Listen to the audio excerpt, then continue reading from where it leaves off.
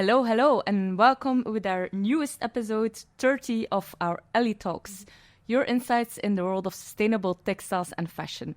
And it's a very important episode today because I'm joined by two ladies, so it's a double podcast. And today we will talk about this book, which is called Do Plants Grow on Trees? Changing the World with a Really Long Book. That's the topic of today. And I'm very happy to welcome both Jasmien Wynants and Judith to the studio today. Welcome, ladies. Jasmien, you are an expert in, or I can say guru in sustainable fashion. You are sustainability professional of the year 2023. And also with your startup Machine, you advise companies and give workshops and talks on the subject. But I'm sure everyone in the world of sustainable fashion already knows you. And Ellie.Talks, you are an alumni of the Antwerp Fashion Academy. You have worked as a fashion designer for various brands like Veronique Branchino, Philou & Friends, and JBC. Very welcome to have you here today on a totally different topic. But before we start to zoom into the topic and the book, we like to start with a personal introduction of both of you. So can you maybe briefly introduce yourself and what drives you in your personal or professional life? Judith? Since I'm a mother, the question about what kind of world we leave behind for our children and maybe children of children becomes louder and louder and more important. Also, if my children would ask me one day, what did you do? I want to have a good answer. And next to it, I'm a fashion designer, and I really, really love my job, and I try to be more sustainable in my work as well. Yeah, I know Judith. We don't know each other that long, but it's what intrigued me in Judith's story as well. She, as a fashion designer, she wanted to change the industry a bit because she worked for all kinds of brands. And when we first met, she told me, I really love the fashion system, but simultaneously, I feel it really difficult to see what's happening, and I really want to make a difference. Definitely because I have children, and I was really intrigued, of course, because it's also my mission to change our industry a bit for the better. But I don't have kids, so sometimes people ask, then why did you write a children's book if you don't have any kids? One of the reasons I don't have kids has, of course, to do with the fact that I sometimes think it's difficult to see what's happening in the world and to imagine a good future for the generation that is now a very young age. And that's why I think it's even more important to try to work on a future for them. So for me, that was one of the reasons when Judith came to me with the idea for the book to join her in this really exciting project.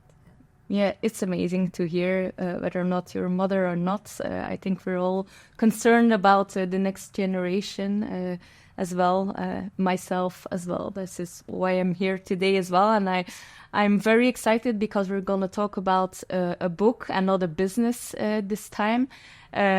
So let's talk about the book you wrote, Do Plants Grow on Trees? Before we really deep dive into the book itself, maybe a little bit about the process and the start.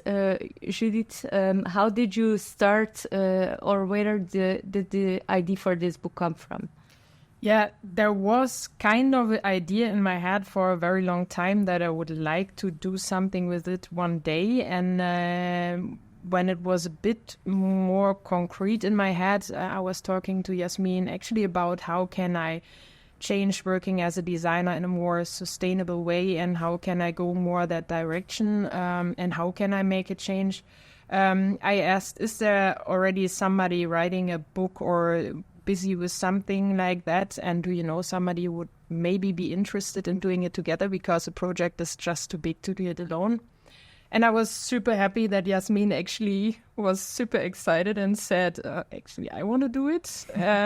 I'd never ever thought about it, that it would be an option. And I was super happy that she was interested in it. And then it just suddenly started, and we were suddenly in the middle of the book. It was going very fast then. Okay, so Jasmien, maybe you can tell a little bit about what the book is about. Mm-hmm. So the title is Do Plants Grow on Trees? It's the simple question, do you actually know how your garments are being made? I think a lot of children don't know, but even adults don't know.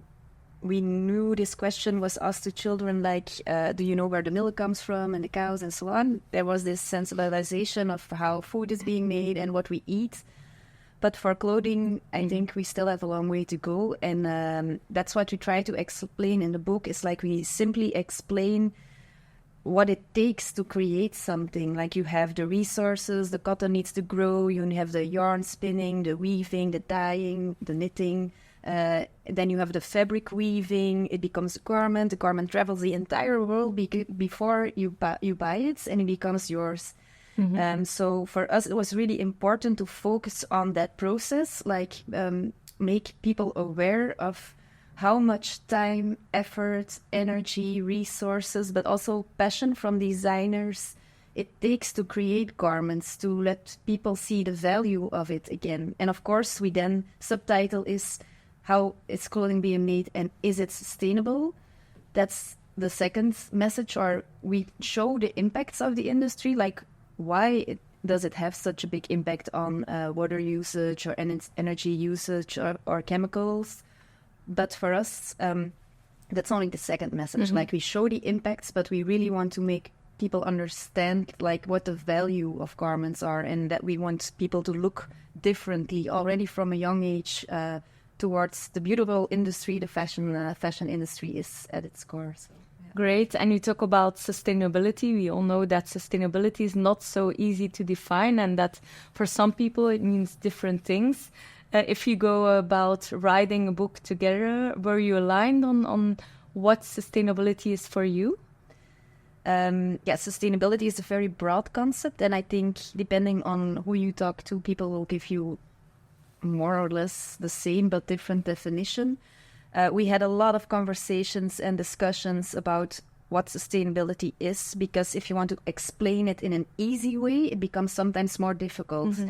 If you can write a master thesis or a book for scientific publishing, you can give 1,000 footnotes, and you can explain everything into detail, like the nuances. But when you have to explain it in like 4 sentences, you have to be sure that the message is right. And of course, we talked a lot about it. But in essence, we agreed on what the message should be. Like, that's what Judith also tells me, like the quality of garments and the buy less, choose well, make it last message everyone knows from Vivienne Westwood. Like, in essence, the message is very clear, even though the subject is very complex. Yeah. And it's great that you say, well, you wrote a children's book, of course, but on our platform, Ellie.Connect, we always try to bring a very complex message very simply. And we always mention, we try to explain it as if they're 5-year-olds. Well, that's exactly what you're doing. So it's a great ambition. So Judith, maybe also about the process. How does it work writing a book? Do you start taking some paper, writing right away, illustrating right away, or did you first look for a publisher? I think we just started. Mm-hmm. First, I had to convince Jasmien with my not yet existing illustrating skills. And so what we did is we first, Jasmien wrote emails to publishers. We made kind of a storyboard, what content has to be in the book, how should the book look like. We made examples of pages and a spread of a page already, and then we made a whole presentation that we could present to a publisher to convince. Okay, and what was their first reaction? Was there immediate interest in the concept? Yeah, we were super lucky that we got quite fast answers by mail, that we were invited to give a presentation of the first ideas of the book. And then we were super lucky that we got the chance to actually choose a publisher, and we chose to make the book with Lano. We were super happy that we were able to do so, because we really loved the quality of their books, and we always had the feeling having a book of theirs in the hand is different than having a different book from other publishers. Great. Then the writing, of course, and the illustrating starts. You can see in the book itself that it's filled with educational, but comprehensive, of course, content, very specific illustrations as well. Starting with the content, Jasmien, what kind of research or preparation did you do for this? I'm lucky that I already work on the topic for about 10 years. So the main messages or the main ideas are like based on experiences you built throughout your professional career. But then, of course, a lot of desk research is being done, because you have to be sure that the tiny facts you put in there are correct. That's also the reason why sometimes we left certain specific numbers out, because sometimes it's really difficult to find scientists to agree on a number, or even like the second most polluting industry in the world, for example. So it was because you want to be as concrete as possible. So sometimes you had to like decide, gonna make it more general and less understandable, but we only take the numbers that we can trust. So a lot of desk research. And then we also invited some experts to review everything. So we did roundtables with people from Vital, from Thomas More, from Circular Flanders, Ovam, also from fashion brands, Belle & Beau, Honest, and some communication experts. And they reviewed everything. And we had some discussions with them on certain wordings. And then we decided together on what wordings we could use for specific topics. So that was very important for us, I think. Yeah. Wow, it's a more complex process than you would expect when you read the book, which is, of course, the magic that is in there. Judith, as you mentioned, it's not so easy to bring a very complex story of sustainability in a simple way. I think the illustrations there also have a very important role there. I think there's also maybe a layer on top of what is mentioned in the book, because you also highlight other relevant societal topics, like I think in the book we see illustration of Conchita Wurst, men in skirts, and statements that fashion can help express yourself. Can you maybe elaborate a little bit on that and the goal you had? Yeah, inclusion was super important to both of us, and we really wanted we had the chance to illustrate a book, and we could do whatever we wanted. And for us, it was very important. It is a fashion book, and fashion, you're able to express yourself with the clothes you wear. And it would be so boring if we all look the same. Yeah, when we were talking about this earlier, we were telling like, for example, and this is some discussions we also had with the kids, like the pink and blue ID, and the skirts are for guys. And exactly, like historically, it's blue used to be for girls, and pink used to be for girls. And we want to show that there is no, it has to be like this. There is not a way that boys have to be dressed or girls have to be dressed. Everybody has to be able to choose it themselves, and we should be aware how lucky we are that we can do so in Europe. It's not everywhere like this, and we also show that a woman is wearing trousers, and that it's not a long time that we can do so even here, and we have to be conscious of it, that we are very lucky. Yeah, we should make use of it. Luxury of self-expression. We don't realize we have here in the West, like the realization that we can choose what we want to wear most of the time, or like it's not like that everywhere in the world, and it hasn't always been like that throughout history as well. So.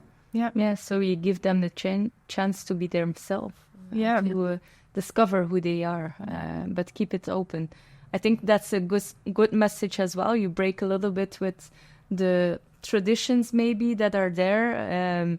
Speaking about traditions, I would expect a book on sustainability to have sustainability in big letters on the cover, and maybe a green cover instead of a purple one, which is one of my favorite colors. But maybe did you choose this title and color specifically? Yeah, also that was something. I think the title of the book and the cover of the book was one of the most difficult things. Yes. The title, because like in general, you don't want to preach to the choir the entire time. So when people enter a bookstore, you want them to look at a book because they like it and they feel attracted to the visuals, and then you want them to start browsing. And if you put sustainability in big letters and it has a big ecological feel, you already exclude parts of the people entering the shop. So we were very aware that was what we wanted to avoid. So for the title, we decided not to use the word sustainability in the main title, but we thought it was very important to have it in the subtitle, because people, when they look for a book on the topic, they also need to be able to find the book. But we had different titles before this one was the final one.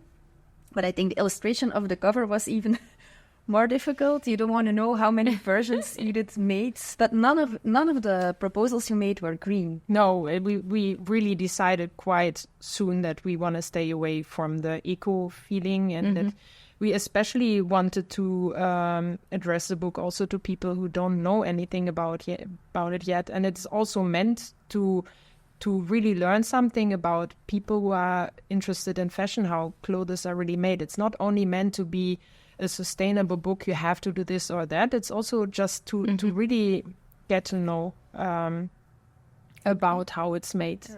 And then also maybe just final thing on the colors, because we didn't want it to be only for girls or only for boys. Exactly. With this color combination, we felt It's okay. this will do. Like But I can imagine it's a very difficult discussion there. Yeah. Yes. I'm very much intrigued about the process of how to start with a book and how it grows. Judith, can you maybe share some special moments that you remember during this whole process? Some moments you can share? Jasmien and I used to talk about the book boat we were both in, because it was all happening so fast, and it was really a journey that suddenly started, and it was also very crazy actually. And when we came out of the publisher houses and we suddenly got very positive feedback, we were kind of super high, like high on emotions, because it was so unrealistic that it was so positive, and we never wrote a book and we didn't know where to start, and that was just really great. Okay. Yeah. And were there any challenges that you had to overcome during that time on the sea, or on the river? I don't know. Yeah, next to the very high highs, we had some very low lows.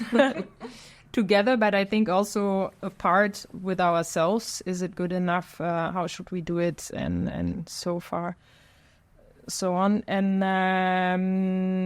Jasmien sometimes says we wanted to kill each other from time to time, but in the end, you're both here. So. Yeah, we are both here, and we are also super. Yeah, and we are super happy that we made it together, because we said also often it's crazy that we made it until the end, because it was a very crazy impact on our lives. The book was kind of everything. And so we are happy we both made it until the end, and none of us stopped. I think we both had a lot of passion for the project. Otherwise, it wouldn't be there now.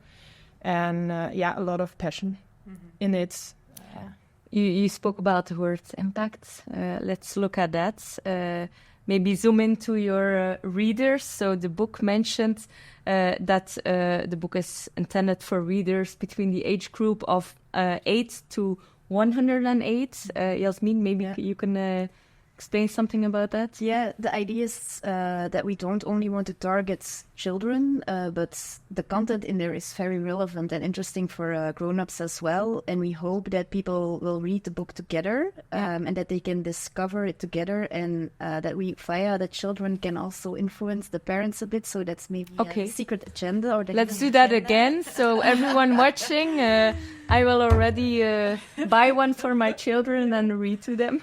Yeah, that's also something I learned from you, because you're so passionate about children's book. You read a lot of children's book, and I was like, why don't I do that? Because it's way easier and more approachable, and you have the illustrations, and the content in there is very relevant. So that's why we didn't want to limit it. Okay, so you aim to make an impact, of course, starting from a young age. Do you expect this book then being part of the larger conversation on sustainable fashion?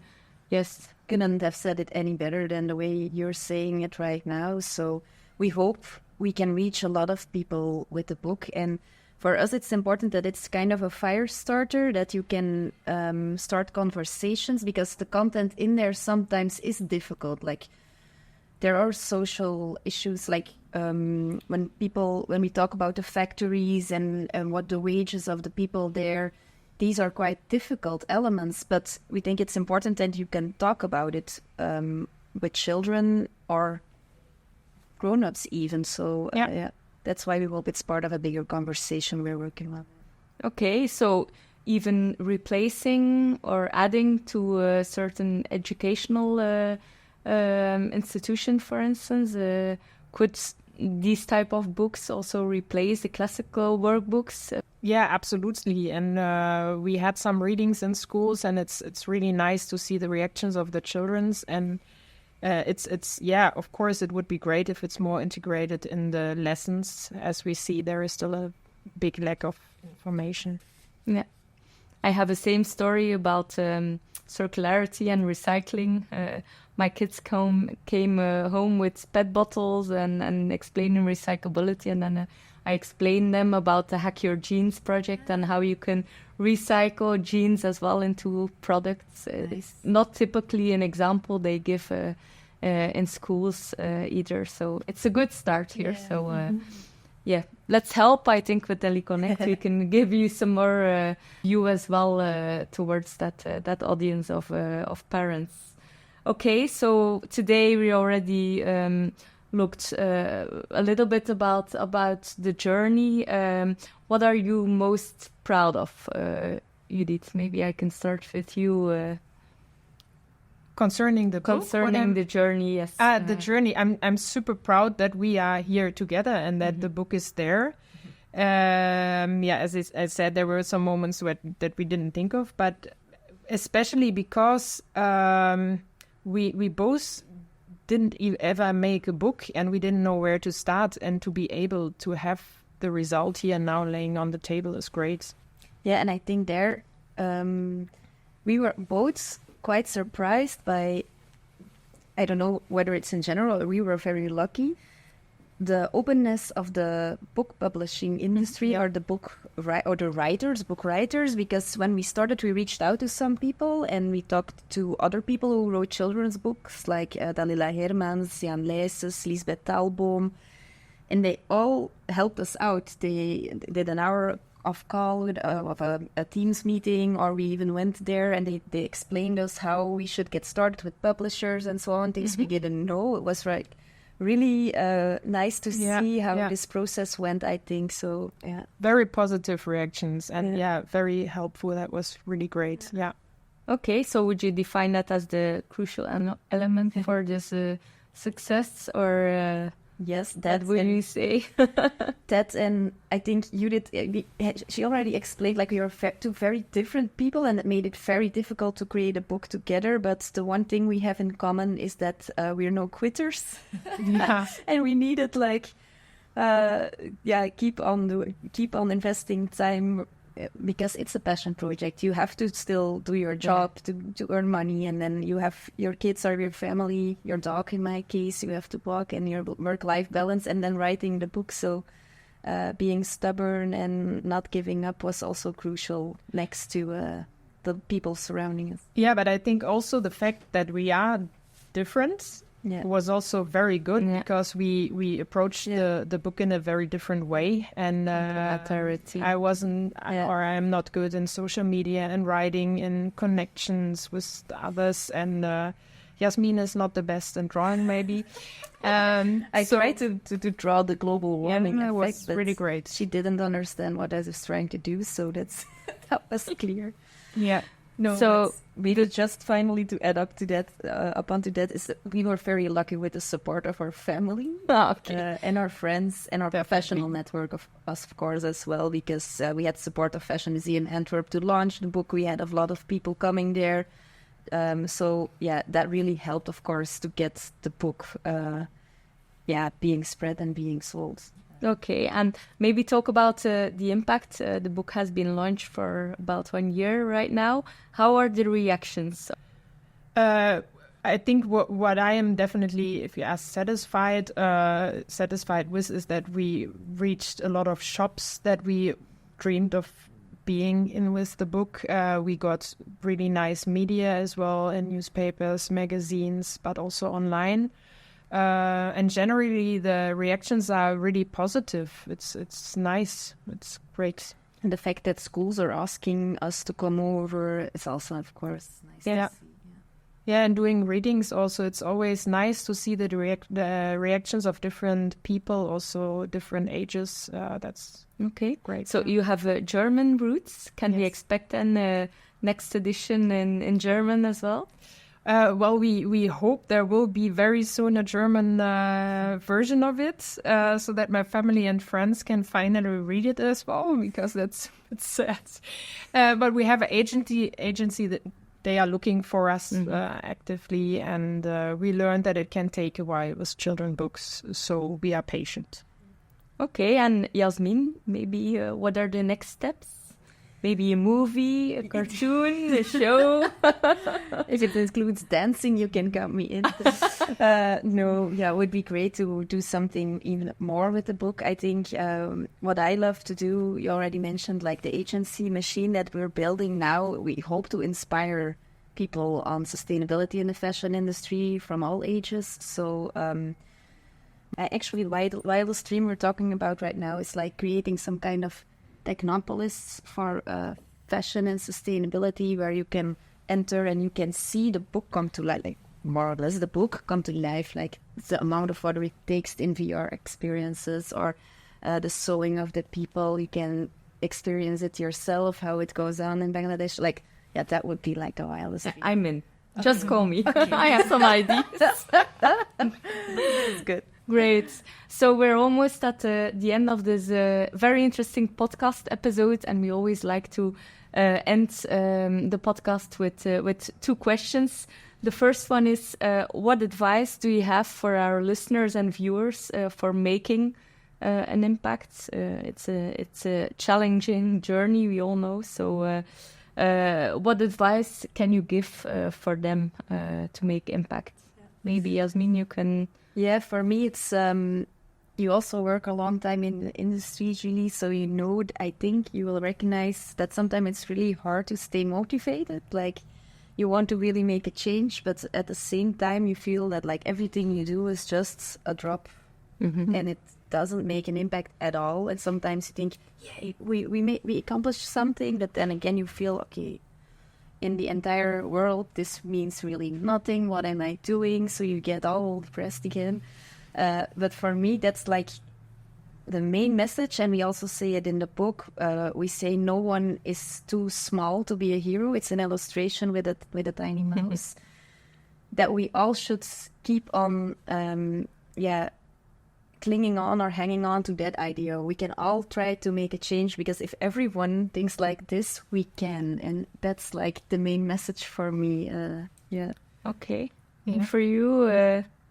There are two quotes that always are very important to me, and that is every cent you don't spend makes a difference. And also every cent you do spend creates the world that you want yourself. So I think we have to be aware of that, so we all can change something. Okay, thank you for that. Maybe also an opportunity for you to maybe reach out to some of our listeners and viewers if you have a specific question to the ecosystem, something they can help you with, or maybe some points on how to reach you. Yeah, I think for us it would be great to have the book translated. So if someone in the ecosystem can help us with that, that would be great. Not only in German. Yeah, in other languages is fine as well. Hablo español. Yeah. No, but that, and maybe also to reach schools, because for us, we really like going to the schools, but I think we could even make a bigger impact if we were able to provide teachers with the right content. So now we have the book, but we would really love to develop like a package we can just give to them with slides and assignments so they can start on their own. But of course, that takes time to create as well. So we try to find funding for that before, so we can just develop it once and then send it into the world. But we didn't succeed yet. So if anyone has any ideas on how we can make that dream happen, then yeah. Because that's also the thing. We don't only want to reach people who are already interested in this topic. And if we want to reach the children, they always need the parents who are already interested and provide them with information. And if we go to the schools, we're able to reach everybody. And I think that's very important.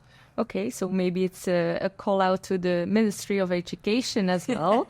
Yes. We have some contacts to maybe sit down with us and have a talk about how we can increase the impact for a more sustainable fashion and textile industry as well. I share that view and that ambition as well. So thank you both very much, first of all, for writing this, but also for being here, both of you today. It was a very interesting story talking about a book, and I wish you very good luck with the rest of the sales and the impact and the missionary work you're doing, being ambassadors for sustainable fashion. So thank you very much for that. To all of you, thank you for listening.